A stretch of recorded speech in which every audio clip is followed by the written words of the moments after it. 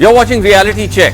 It's exactly a month since the horrific attack on Salman Rushdie, the prize-winning author, viciously stabbed by a man while Rushdie was on stage at a public event in New York State. An act of violence which is believed to be linked to the fatwa issued against Rushdie in the wake of his 1998 novel The Satanic Verses. Also facing the attacker's fury was Henry Reese, who was moderating the event. Reese is associated with City of Asylum, a residency program for writers living in exile under the threat of persecution, and he joins me tonight on the show from America. Thanks very much indeed, Henry Reese, for joining us. It's been a month, but I mean, I can only imagine how traumatic it must have all been and still be for you. The hardest thing is actually witnessing the attack on Salman and what it means to us as a society, as a group gathered to both honor and interview him, and to see that happen in front of your eyes. It's much worse than anything that happened to me. Right, of course. In fact, Henry, for all our viewers in India, this is, and you can imagine the amount of interest and concern about all of this here. This is the first chance to actually hear of how it all unfolded. Now, from what we gathered, it all seems to have happened without warning. You were all setting up to start, and then he just jumped on stage. Everybody was focused on the person doing the introductions, which was on the one edge of the stage, and from the other edge, I think pretty much unnoticed by the focus of attention, the attacker entered the stage. And it wasn't until he was really quite close to us that it became apparent that this was really more than a prank. Right. So initially it almost like there was a sense that this could have been a prank, or this was not a murder, an attempt to kill him. Right. And beyond that, while there's certainly a great deal of interest in the actual events, it's nothing that I particularly can articulate, because I really wasn't seeing much of it. I was really in the middle of it and can't really describe it well. No, of course, I understand that. You yourself got injured, Henry. In fact, I think you did an interview with the BBC perhaps like a few days or a week later, where one saw the extent of the injuries that you two suffered. How did that, were you trying to intervene or just got in the way of him? The injury to myself occurred in ways that I can't really discuss, because it's potentially part of the legal proceeding. And sure. I appreciate your interest in many people, the sympathy, but it's not something that can be aired publicly at this point. I understand, but just to know that you're doing well, you've recovered. From the injuries? Miraculously quickly. I really am very grateful to the speed of the recovery, the skill of the people who took care of me, and the luck that the injury was really not anything too serious. Right. Now, Henry, many have pointed to the question of adequate security at the event, but I guess it's been a while since Salman Rushdie has been making public appearances like the one that you were moderating fairly regularly, and was the sense that somehow the risk level had come down, so there wasn't the need for that kind of, heavy screening? Yeah, I don't know what was done or what wasn't done, and what instructions were given and what requests were made, but certainly I think living life very freely for an extended period of time in a society that operates as a free society, you can't live it as if you're under armed guard all the time. And so it's difficult to look back and say what should have or what could have been done. Sure. There were initial reports immediately afterwards that Rushdie may not even make it? Thank God, the indication now seems to be that he's on the mend. Have you had any chance to get any information on that or be in touch with him at all? We don't discuss other people's privacy. I'm sorry. Sure. Okay. Fair enough, though. But in a wider sense, Henry, what did that attack mean for, this whole idea of freedom of expression, which ironically Rushdie has been such an outspoken champion of, and groups like yourself have, worked to foster? I think back to actually words he may have written back in roughly 1995, which became the charter of the City of Asylum movement. One section in it, and I'm going to read this because I want to make sure I get it correct. Sure. It's no longer writing which is censored, but writers who are threatened and persecuted in their everyday lives. In the past, it was rarely the writer in person who was persecuted.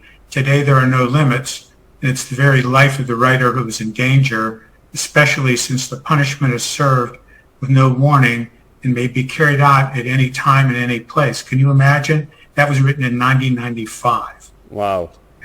And that's the core of why our organization exists and others like us. There's a network called the International Cities of Refuge Network, right, which has roughly 70 cities around the world that provide right, sanctuary for persecuted writers. Yes.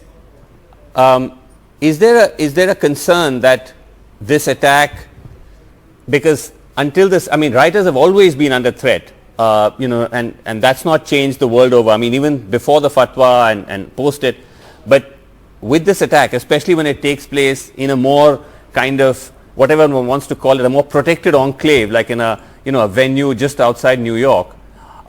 What is that doing to this whole idea of freedom of expression to the writers community, you think? I think everybody is certainly more sensitive to when they're in public and more aware, but at the same time, I'm not sure that it's intimidated in a way that the attack itself is still not broad enough certainly in the United States. I can't speak to other places. I think there's a great deal of pressure that's more societally at large about speech in general, not just written speech, but conflicts in society, the polarization have created great tension. And I talked to other cultural venues for even the past, pre-COVID, large crowds were coming. There's a great deal more security when large crowds are coming in at football stadiums, at performances plays where maybe 1,000 or 2,000 people. Sure. In our own venue, which is much smaller, where we see sometimes much more controversial topics, we may have extra security that we normally wouldn't have any security. So, right, yeah, there is a sense that this mission of protecting and nurturing the ability of people to exchange with one another amicably or at least safely is more in a tense situation than it had been. And just last question to you, Henry. What was the conversation that you were planning on that day? What was the subject that you and Salman Rushdie were going to discuss? And would you like to resume that conversation or to complete that conversation at some point? Well, I think it almost goes without saying. I think we would love to complete that conversation. We were going to be talking about the Cities of Asylum movement and the need to protect writers, how it originated, how it's evolved, and also about the importance of sort of cultural migration and human migration to keeping societies alive and refreshing with newness. And in the context of both his own life and the life of others and other writers, and what it means to live the imaginative life and to impact the societies around you successfully. Right. And like you said, you would like to have to have that conversation soon. Fingers crossed. Well, Sooner the better, and obviously it has a new resonance than it had before. Okay, well, we very much look forward to that. Henry Reese, thank you very much indeed for joining us. Thanks very much. Thank you. I appreciate it very much. So Henry Reese, the moderator of the Salman Rushdie event when Rushdie was attacked. I also spoke this weekend to Suketu Mehta, author of Maximum City. He teaches journalism at New York University. I spoke to him in New York because he's a very close friend of Salman Rushdie for a conversation which would offer the first details on how Salman Rushdie is doing and whether he will go back once again to his writing life. I'm joined by Suketu Mehta.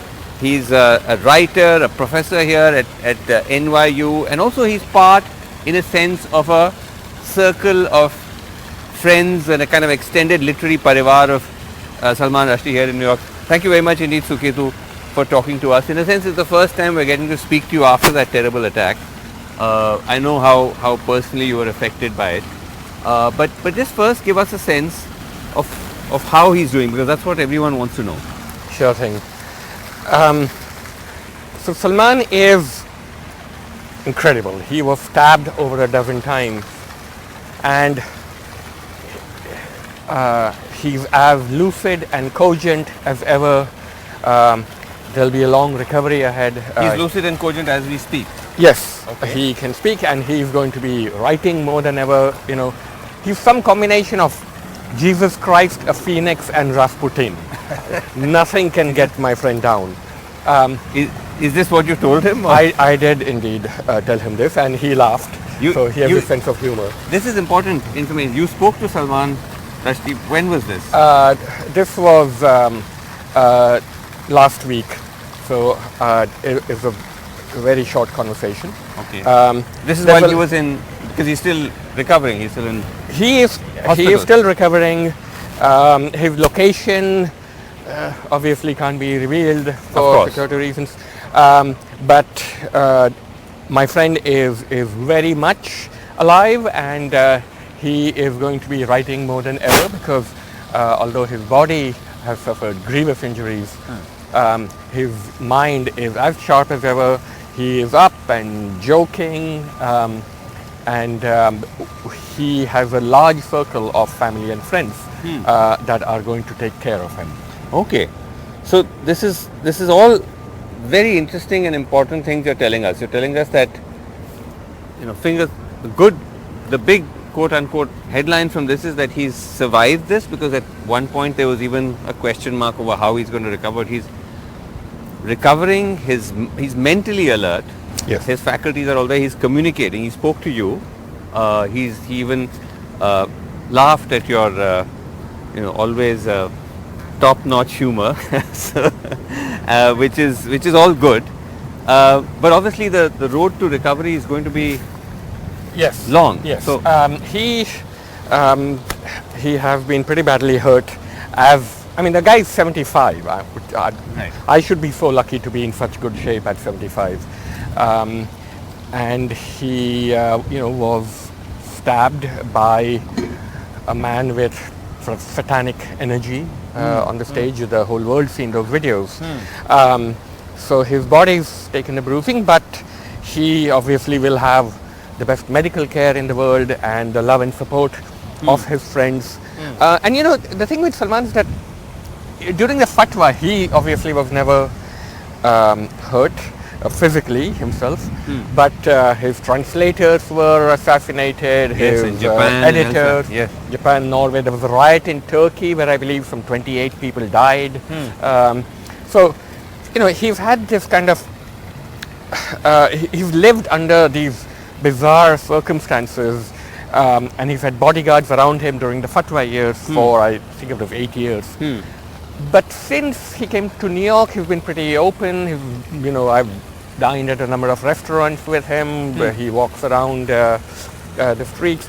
So that will probably be circumscribed for a while. Sure. And the extent of his injuries. Now, I want to make clear, I haven't seen him personally. Sure. I hope to see him, whenever he's ready to receive visitors. But he is definitely sharp as ever. He's got a sense of humor. He was making jokes, laughing at my jokes, which is a good sign. What joke did he make? Do you recall it all, or was that? Well, Is it fit to is it fit to print? they may not be very funny to people who don't really know him. I understand. But they're more like in jokes about people we know. I understand.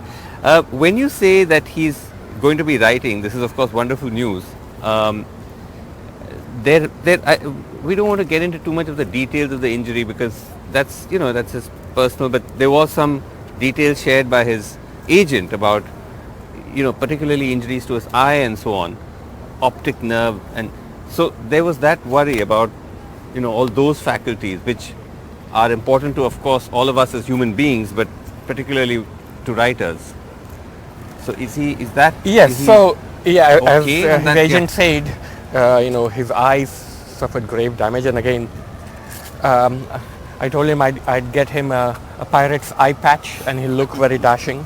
The thing with Salman, humor is important. A sense of not being defeated by the is important.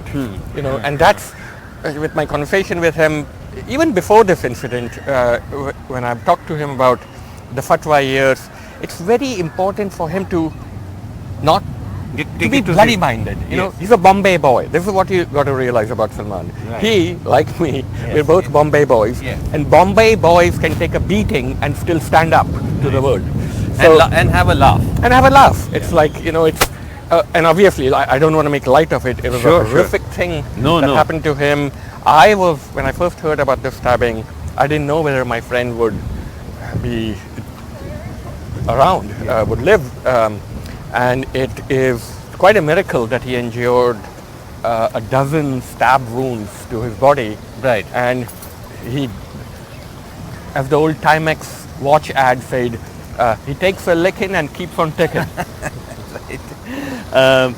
But when you said that he's keen to write, this is something he's conveyed, that he's going to, in a sense, almost respond to the attack through the pen. Right. So we didn't speak about the writing, but I am sure, again, knowing my friend, that he is going to be writing now for revenge. Whatever damage his body might have suffered, his mind is, as I said, all there, and he is going to find ways of communicating, of writing. The exact logistics I don't know at this moment. I don't know the nature of his injuries, but this one thing I'm absolutely sure about, that he'll be writing more than ever. Also, because he's going to be at home and not going to as many cocktail parties, which is always an enforced isolation for a writer. Right. But this is the other thing, though, that as you were saying, that over the years his world had started to open up. It was less restrictive. He was able to move around and do quote unquote normal things, like even going to that conference and just turning up there in public would have all been part of that.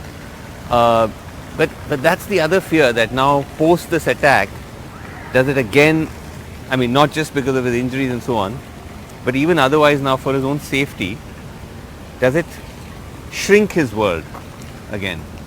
Yes, almost certainly.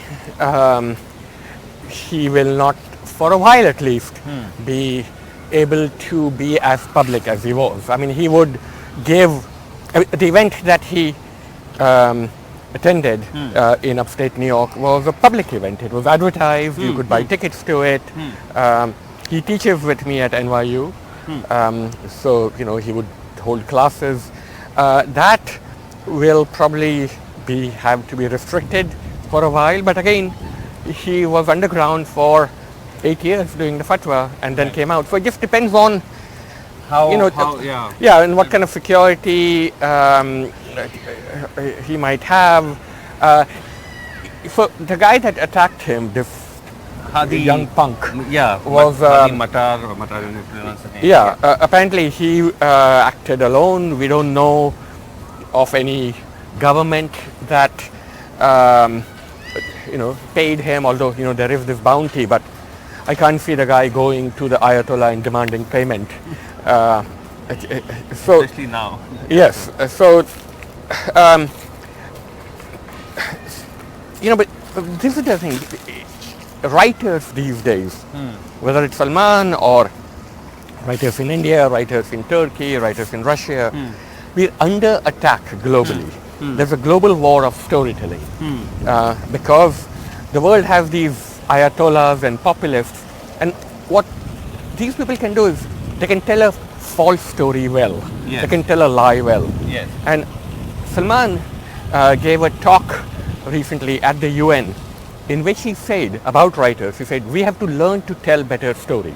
Right. So the only way these populists and ayatollahs can be fought, because they can tell a false story well, is by telling a true story better. Yes. And this is why writers, journalists are under attack worldwide, because they know that we can match them in this battle of storytelling, and that's why we're a threat to them. In fact, it's interesting you mentioned that, because Salman Rushdie was part of this whole kind of collective of writers who put a whole collection of pieces together for the India's this Amrit Mahotsav, as it's being called. Yes. But the 75th year, and it was actually a collection of some fairly angry and anguished pieces as well about what's happening in India, and his was very much part of that. That's right. So I was one of the people that curated this collection. It was PEN America, and we gathered 113 of India's best writers, half of them living in India and half abroad, to write about, our love for India. So I want to stress that above all, it's a document of love for India. We want to see India flourish. We're proud of India. We want it to be better than it is today. And Salman was actually the first person of the writers that we reached out to, who responded, and he's got this piece saying Hindustan isn't Hamara anymore. And I know that in our private conversations, he's been very concerned about the rising tide of Hindu nationalism, the attacks on writers, on journalists. Here's the thing about Salman Rushdie, people think that, it's only the Muslims that hate him. No, all tyrants everywhere hate him, because if you are a persecuted writer anywhere in the world, you have no better friend than Salman Rushdie. Right. He has come to the aid of Muslim writers, Hindu writers, Christian writers, atheist writers, communists. He basically knows very personally what it means to be hated for your writing, to have actually not just to be hated by individual loners and nuts, but entire governments and self-proclaimed religious figures. No, that's interesting, because the pieces that came out in that collection were obviously very critical of the current regime, and typically if someone, because that's the kind of extremist, whatever one wants to call it, the right wing or Hindutva ideology associated with the regime, here you have Salman being attacked by someone, in a sense, from the extreme Islamist fringe or whatever. We don't know enough about this man, but clearly it seems to be stemming from that at least. Typically there would have immediately been a reaction from the Indian side, from the government or somebody saying, we condemn this. If nothing at all, because Salman Rushdie is a writer of international acclaim of Indian descent. But there was silence for weeks. That's right, and that was shameful. I mean, he is arguably the most famous living writer in the world, and there is, I think, a good shot that he might win the Nobel Prize this year. There was actually an amazing editorial by David Remnick, the editor of the New Yorker, calling for him to be given the Nobel Prize. And I think the Swedish Academy could, if they're doing their job, they would honor this writer this year. Interesting. As not just for the phenomenal quality of his work. I mean, Midnight's Children made me leave the family diamond business and become a writer. I didn't know this. My parents blame Salman for for your downward spiral. Exactly. But this, sorry, I missed this Remnick piece. This came out in the aftermath of the attack? Yes. It's a piece in, I believe, the current edition of the New Yorker. It's an editorial by Remnick making the case for Salman winning the Nobel Prize. Very so interesting. I wonder what the Indian government's reaction is going to be then. And it was telling that they didn't rush to praise him because, you know, I mean, I've tweeted in support of Salman and just all these bhakts who would troll me on my timeline. But, you know, their big thing before, whenever people attacked Hindutva, was, what about Salman Rushdie? Look at the people who want to kill him for his writing. And when this actually happened, there were very few of the bhakts going to Salman's defense. Because this is the thing about him. Yeah, he is. I remember I had a conversation with him on stage at NYU about, among other things, the Islamic Center at the World Trade Center. So there was a proposal for not a mosque but an Islamic center on the grounds of the World Trade Center, on the ruins of the World Trade Center. Huge uproar and all kinds of people, you know, notable people in New York, in America said no, this would be desecrating the memory of the victims to have an Islamic center in this hallowed ground. Salman Rushdie, who these, you know, want to kill, stood up for the Islamic center and said publicly, if they're allowing a church, they should allow an Islamic center. It's got nothing to do with religion. So this is the consistency of his principles. You were mentioning that, as we start to wrap, you were mentioning that there's a kind of a tribute to him. There are a number of tributes. Weekend, there's this one this weekend in Pittsburgh, which a couple of friends of mine are going to, and it's actually by the same organization that he was speaking at, City of Asylum, which provides asylum for persecuted writers worldwide. And it's going to be moderated by Henry Reese, the same brave man who was on stage with Salman and was also attacked. He was also attacked, yes. He's going to be moderating this. There's going to be another tribute by PEN America on Monday, where a number of the country's best writers are speaking. The tributes worldwide. And actually, you know, this act has energized writers around the planet to speak up, and people are reading out from the satanic verses, from Midnight Stirring, from his work. So this cowardly stabbing has had the opposite effect. More people will be reading Salman Rushdie than ever before.